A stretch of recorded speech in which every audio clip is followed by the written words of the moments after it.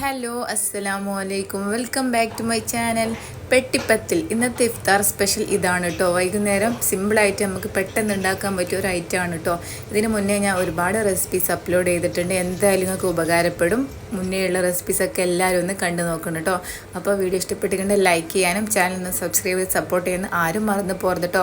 അപ്പോൾ ഇതെങ്ങനെ ഉണ്ടാക്കുന്നതെന്ന് നോക്കാം. ഞാനിപ്പോൾ ചിക്കൻ വെച്ചിട്ടാട്ടോ ഇത് ചെയ്യുന്നത്. ഇത് കണ്ണൂർ ഭാഗത്തൊക്കെ എന്താ പറയുക ഇറച്ചിപ്പത്തിലില്ലേ, അതാണ് കേട്ടോ സെയിം. പക്ഷേങ്കിൽ ഞാനിപ്പോൾ ബീഫ് എല്ലാം എടുത്തത് ചിക്കൻ വെച്ചിട്ടാണ് ചെയ്യുന്നത്. നമ്മളെ നാട്ടിൽ നമ്മളിതിന് പെട്ടിപ്പത്തിൽ നാട്ടോ പറയൽ. അപ്പോൾ ഇതെങ്ങനെ ഉണ്ടാക്കുന്നതെന്ന് നോക്കാം. ഒരു പാൻ വെച്ച് ചൂടാക്കിയിട്ട് കുറച്ച് ഓയിൽ ഒഴിച്ച് കൊടുത്തിട്ടുണ്ട്.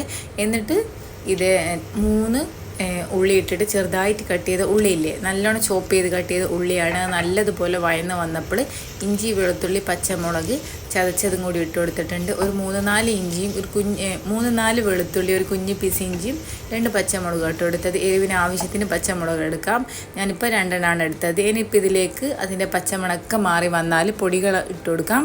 ഒരു 1/4 ടീസ്പൂണ് മഞ്ഞൾപ്പൊടിയും, ഒരു 3/4 ടീസ്പൂണ് ഗരം മസാലപ്പൊടിയും, 1 ടീസ്പൂണ് മുളക് പൊടിയും ഇട്ട് കൊടുക്കുന്നുണ്ട്. എന്നിട്ടത് നല്ലതുപോലെ വഴറ്റി കൊടുത്തിട്ട് മസാലയുടെ പച്ചക്കുത്ത് ഒക്കെ പോകുന്നവരെ നല്ലതുപോലെ വഴറ്റി കൊടുക്കുക കേട്ടോ. ഉള്ളി വഴറ്റുമ്പോൾ കുറച്ച് ഉപ്പും കൂടി ഞാൻ ഇട്ട് കൊടുത്തിട്ടുണ്ട്. ഇനിയിപ്പോൾ നമുക്ക് ചിക്കനൊക്കെ ഇട്ടിട്ട് ലാസ്റ്റ് വേണമെങ്കിൽ ഉപ്പിട്ട് കൊടുത്താൽ മതി കേട്ടോ. ഇനിയിപ്പോൾ ഇതാ ഞാനിപ്പോൾ ഉപ്പ്, മുളക്, മഞ്ഞൾ തേച്ച് വെച്ച ഫ്രൈ ചെയ്തിട്ട് ചിക്കനാണിത്. ഇത് മിക്സിയുടെ ജാറിലിട്ടിട്ട് ഒന്ന് ക്രഷ് ചെയ്തെടുത്തിട്ടുണ്ട്.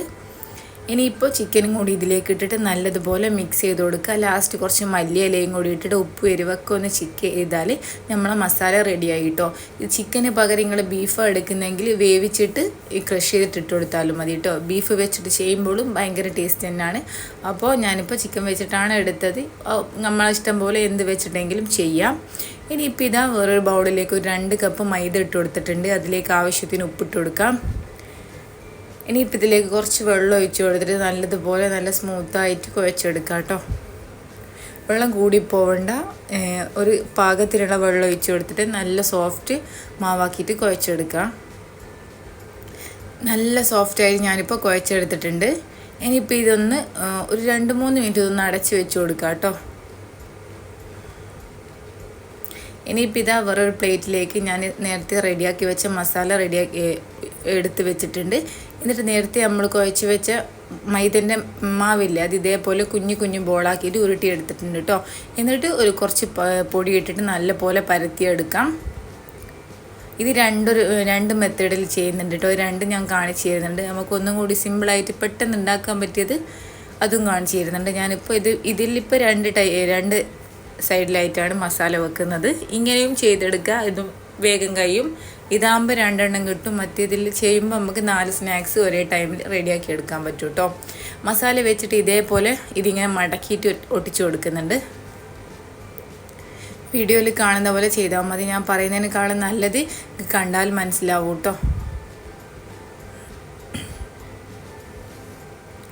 എന്നിട്ട് ഇതേപോലത്തെ ഒരു കട്ടർ കൊണ്ട് കട്ട് ചെയ്ത് കൊടുക്കുന്നുണ്ട് സൈഡ്സൊക്കെ. ഇത് ഫ്രൈ ചെയ്യുമ്പോൾ നല്ലതുപോലെ പൊന്തി വരും കേട്ടോ. നല്ലൊരു സ്നാക്സ് ആട്ടോ ഇത്. ഭയങ്കര ടേസ്റ്റാണ് ഇത് കഴിക്കാൻ. നമ്മളെ പഴയകാല എന്താ പറയുക സ്നാക്സ് ഇല്ലേ, അതന്നെ കേട്ടോ ഇത്. അപ്പോൾ ഇതിപ്പോൾ ഞാൻ 2 റെഡിയാക്കി എടുത്തിട്ടുണ്ട്. ഇനിയിപ്പോൾ വേറൊരു മെത്തേഡും കൂടിയും കാണിച്ചു തരുന്നുണ്ട്. അതും നമുക്ക് ഒരു ടൈമിൽ 4 ചെയ്തെടുക്കാൻ പറ്റുന്ന രീതിക്കാണ് ചെയ്യുന്നത്.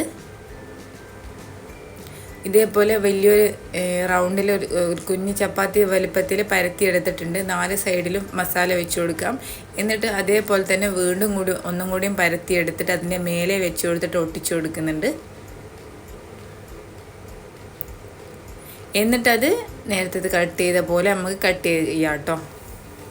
സൈഡ്സൊക്കെ ഒന്ന് ലെവലാക്കിയിട്ട് അപ്പോൾ ഒരേ ടൈമിൽ നമുക്ക് 4 റെഡിയാക്കി എടുക്കാൻ പറ്റും.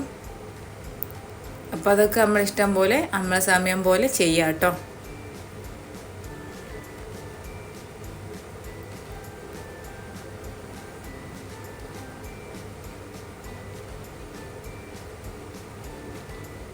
നല്ല സിമ്പിളായിട്ട് ഉണ്ടാക്കാൻ പറ്റും കേട്ടോ. വേറൊരാളും കൂടി ഉണ്ടെങ്കിൽ നമുക്ക് പെട്ടെന്ന് ഇത് എന്താ പറയുക, ഒരാൾക്ക് എന്തായാലും ഒരു 2-3-4 കഴിക്കേണ്ടി വരുമായിരിക്കും.